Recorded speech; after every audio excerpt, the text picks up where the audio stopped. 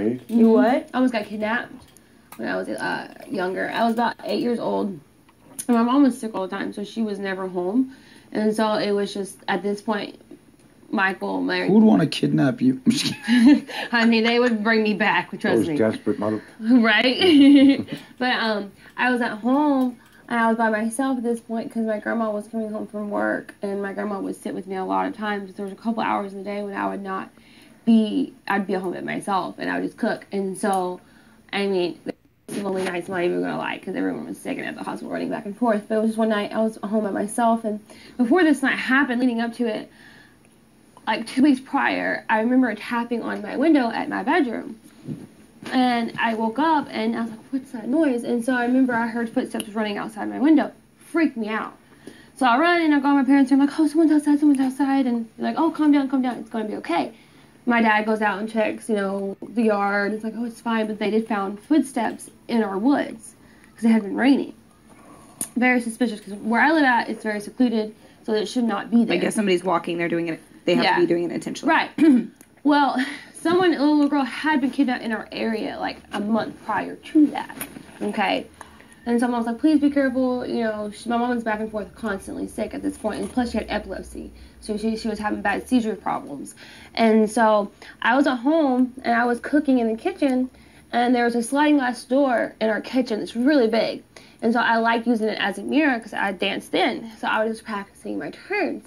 And I heard like a switch on my sliding glass door. I was like, okay, this was so scary.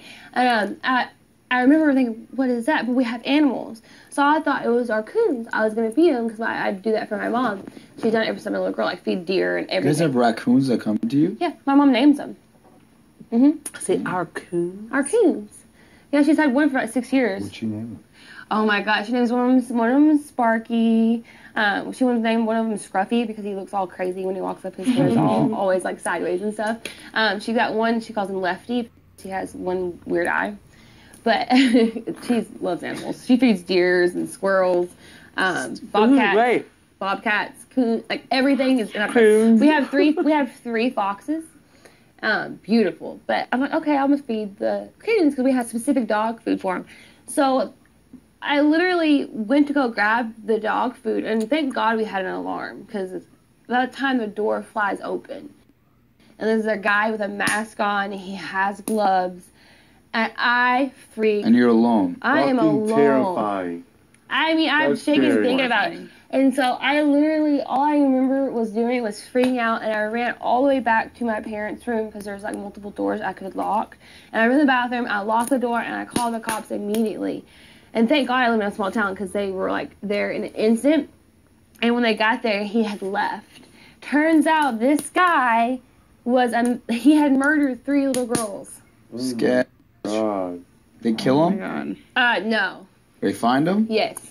Well, he's probably gone death row, but then they stopped it. How long ago was this? I was 8 years ago? Yeah, I was 8.